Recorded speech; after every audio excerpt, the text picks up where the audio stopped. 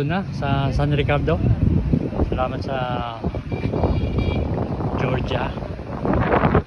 Ito yung San Ricardo. So, thank you. At maalon lang, walang ulan. Ay. Ayan. Ginagawa pa. Last visit ko, ginagawa pa rin hanggang ngayon.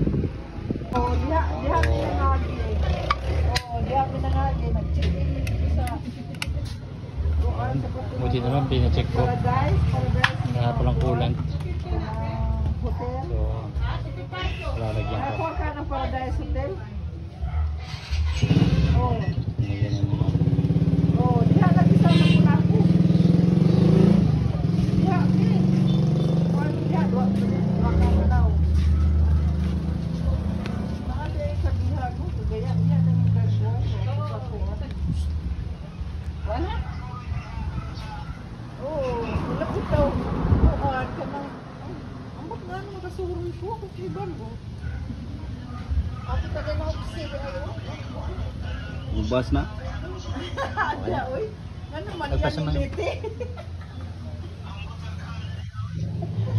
Hindi mo dahil sa kadawaan dire. Isa man yun. Ako po 1,000 mahigit. Kaya kailangan lagi nito sa check.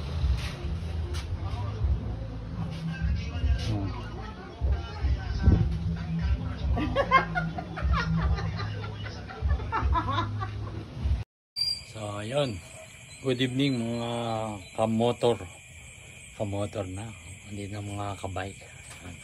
So ito na yung pang natapos na akin day 2 from Butuan to dito sa San Ricardo. Diluan na to cover ng barangay Tigbaw. Yan. So time check 7:51, 7:52. So natakbo ng odometer ay 5,283. Kitang-kita, walang daya. So dito ka sa may shed, may ilaw naman. So dito ako magpapalipas ng gabi. At ako'y pagod na. At ayaw ko na rin ihataw yun, para makapagpahinga rin yung motor. So balis ako kanina ng 5. Yan, ngayon dito na ako. So dumating naman ako sa Surigao ng alas 9. May natulog kasi alas 2 pa yung sakay. Yun. So dumating ako dyan ng mga 4:30 sa San Ricardo. So ngayon ay 7:51 na. So yun, nandito na ako sa barangay Tigbaw. So ayun lang ang update ko. So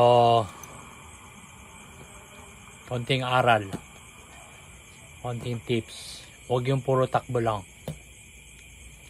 I-check nyo rin yung kahit tubig. Langis hindi na ubos yan. Pero yung tubig, kasi may radiator to, yun, lagi nyo i-check katulad nangyari kanina. Kung hindi ko na-check yon, kakatok ang makina. Mag-overheat. Ayun lang ang nangyari sa akin for today's ride. Mindanao to Luzon. Zamboanga del Sur to Batangas. Yan ang biyahe natin ngayon. So may ilaw, may shade. Ito nasa likod ko, school, elementary school. Yan yung kabila naman doon, side na doon. Ang tawag nga doon, chapel. So tapat ko pala yan. So nagawa ko na to noon. Kaya kong gawin ngayon. So yun lang nangyari sa akin. So ganun pa rin. Sa mga shed pa rin ako natutulog kahit ni may motor. Walang, hopefully walang motor. Ay, walang motor. Walang ano. Wala tayong hotel. Yes. So, yan yung ano natin. Hopefully na challenge natin for this ride. No hotel. No motel. No transient. So, yun lang ang aking rides for today, day 2.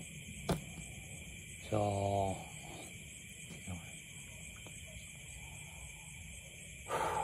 pagod. So yung mga nadaanan ko nagpa-flashback nung nagbike ako dito. So ngayon naman pabalik akong ganun, nakamotor naman. Ayun, parang kabisado ko na. Parang alam ko na kung saan pupunta. Hindi na ako natin sa Google Map. Yan. Yun lang. At see you tomorrow. Picture natin kung saan na. Ngayon kasi madilim eh. Hindi makikita. So, Barangay Tigbao, Southern Leyte. Bukas nasa ano na tayo niya siguro, Tacloban, kaya San Juanico Bridge. Yan. Babalik na naman ako sa San Juanico Bridge.